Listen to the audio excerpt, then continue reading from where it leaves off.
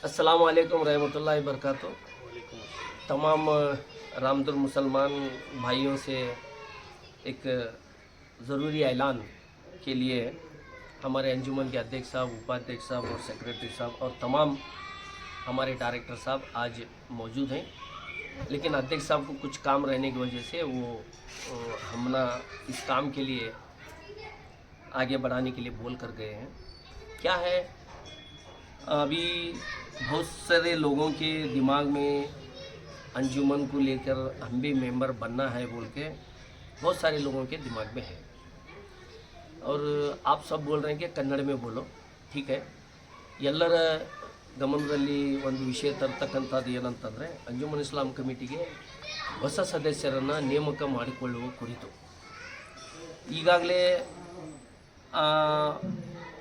2025 ಜನವರಿ ತಿಂಗಳಲ್ಲಿ ನಾವು ಶಹರದ ಅಂಜುಮನ್ ಇಸ್ಲಾಂ ಕಮಿಟಿಯಲ್ಲಿ ಎಲ್ಲರೂ ಪಾಲ್ಗೊಂಡು ಕೆಲಸ ಮಾಡೋಣ ಅಂತ ತಿಳ್ಕೊಂಡು ಒಂದು ಠರಾವನ್ನು ತೆಗೆದುಕೊಂಡಿದ್ವಿ. ಆ ಠರಾವ್ ಆಧಾರಿತವಾಗಿ ಹೋದ ವರ್ಷ ಅಂದರೆ 25 ನವೆಂಬರಲ್ಲಿ ಮತ್ತೆ ನಾವು ಮಸೀದಿಗಳಲ್ಲಿ ಐಲಾನಾತ್ ಮಾಡಿದ್ವಿ. ಏನಂತೇಳಿ, ಎಲ್ಲರೂ ಇದರಲ್ಲಿ ಪಾಲ್ಗೊಂಡು ಕೆಲಸ ಮಾಡೋಣ, ಶಹರದ ಅಂಜುಮನ್ದಲ್ಲಿ ಶಹರದ ಎಲ್ಲ ಮುಸಲ್ಮಾನ್ ಬಾಂಧವರು ಕೆಲಸ ಮಾಡೋಣ. ಕೆಲವೊಬ್ಬರು ಇದರ ಬಗ್ಗೆ ಗೊಂದಲವನ್ನು ಸೃಷ್ಟಿ ಮಾಡಕತ್ತಾರೆ ಅಂಥೇಳಿ ನಮ್ಮನ್ನು ಗಮನಕ್ಕೆ ಬಂದಾಗ ನಾವು ಅವತ್ತು ಕೂಡ ಜುಮ್ಮಾದಲ್ಲಿ ನಾವು ಐಲಾನಾತ್ ಮಾಡಿದ್ವಿ. ಆದರೆ ಅದು ಸಂದರ್ಭ ಬಂದಾಗ ನಾವು ನಿಮಗೆ ಮತ್ತೆ ತಮ್ಮ ಗಮನಕ್ಕೆ ತರ್ತೀವಿ ಅಂತ ಹೇಳಿದ್ವಿ. ಅದರ ಮುಖಾಂತರ ಮಾರ್ಚ್ 2026 19ನೇ ತಾರೀಕಿಗೆ ನಮ್ಮ ಅವಧಿ ಮುಕ್ತಾಯವಾಗಲಿದೆ. ಅದರ ಮುಂಚಿತವಾಗಿ ಈಗ 10 ದಿವಸದ ಹಿಂದೆ ಹೊಸ ಸದಸ್ಯರ ನೇಮಕ ಮಾಡಿಕೊಳ್ಳುವ ಕುರಿತು ನಮ್ಮ ಬೆಳಗಾವಿಯ ವಫ್ ಬೋರ್ಡ್ದಿಂದ ರಾಮದುರ್ಗ್ ಶಹರ್ ಅಂಜುಮನ್ ಇಸ್ಲಾಂ ಕಮಿಟಿಗೆ ಆದೇಶವನ್ನು ಬಂದಿದೆ. ಈ ಚುನಾವಣೆಯು ಸದಸ್ಯರನ್ನು ಮಾಡಿಕೊಳ್ಳೋದು ಸಂಪೂರ್ಣವಾಗಿ ಇದು ವಫ್ ಬೋರ್ಡ್ದ ಕಾನೂನು, ಇದು ಒಂದು. ಆಮೇಲೆ ಇದು ನಮ್ಮ ರಾಮದುರ್ಗ ವಫ್ ಸಂಸ್ಥೆಯ ಬೈಲಾಸ್, ಇದರ ಅಡಿಯಲ್ಲಿ ನಾವು ಹೊಸ ಸದಸ್ಯರನ್ನು ನೇಮಕ ಮಾಡ್ಕೋಬೇಕು. ಯಾಕೆ ಈ ಗೊಂದಲ? ಆ ಥರ ಯಾವುದೇ ರೀತಿಯಿಂದ ಗೊಂದಲದಲ್ಲಿ ತಾವು ಬೀಳಬಾರ್ದು. ಒಬ್ಬ ಸದಸ್ಯನಿಗೆ ಒಂದೇ ಅರ್ಜಿ ಸಿಗ್ತದೆ.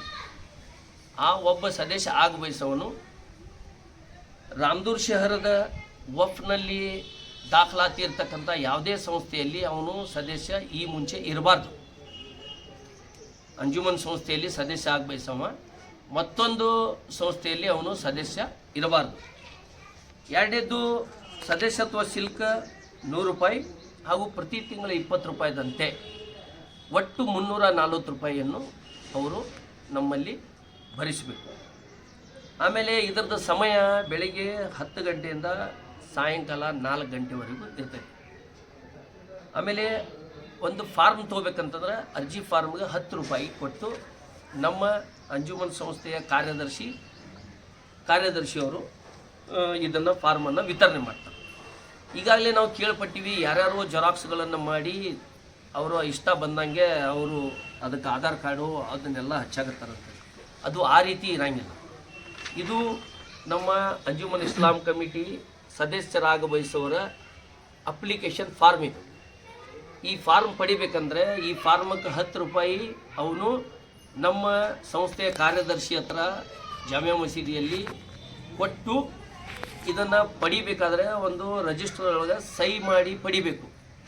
ವಾಪಸ್ ಇದನ್ನು ಭರ್ತಿ ಮಾಡಿ ಕೊಡಬೇಕಾದಾಗ ಕೊಟ್ಟು ಮತ್ತೆ ರಿಜಿಸ್ಟರಲ್ಲಿ ಸಹಿ ಮಾಡಬೇಕು.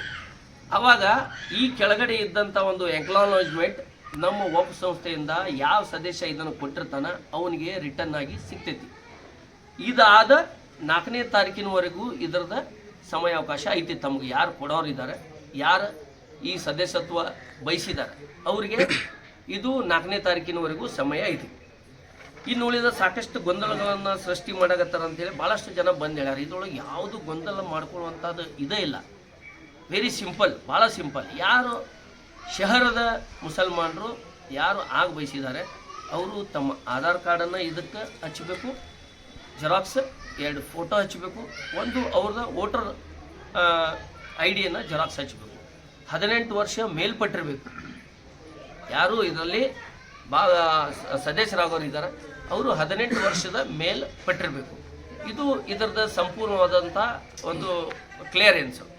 ಇದರ ಹೊರತಾಗಿ ಮತ್ತೆ ನಿಮ್ಗೆ ಯಾರಾದರೂ ಸಂಶಯ ಇದ್ದರೆ ಏನೇನೋ ಒಂದು ಗಾಳಿ ಸುದ್ದಿಗಳನ್ನು ಮಾಡಕತ್ತಾರೆ. ದಯವಿಟ್ಟು ಅದಕ್ಕೆ ಯಾರೂ ಕಿವಿ ಕೊಡಬೇಡಿ.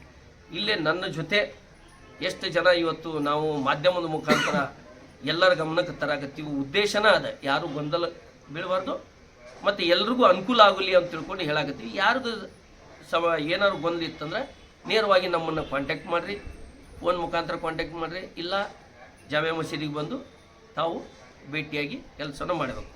ಮತ್ತು ಭಾಳಷ್ಟು ಜನ ಅಕ್ಕಿದಾಗಳು ತೊಗೊಂಡು ಗೊಂದಲ ಅನಿಸಿಟ್ಟು ಅದು ಯಾವುದೇ ರೀತಿಯಿಂದ ಯಾರೂ ಕೂಡ ಅದನ್ನು ಗೊಂದಲಕ್ಕೆ ಒಳಗಾಗಕ್ಕೆ ಹೋಗಬೇಡ. ನಾನು ಈಗಾಗಲೇ ವಕ್ಫ್ ಬೋರ್ಡಿನ ಕಾನೂನು ಬುಕ್ಕು ತೋರಿಸಿದ್ದೀನಿ, ನಮ್ಮ ಬೈಲಾಜು ತೋರಿಸಿದ್ದೀನಿ.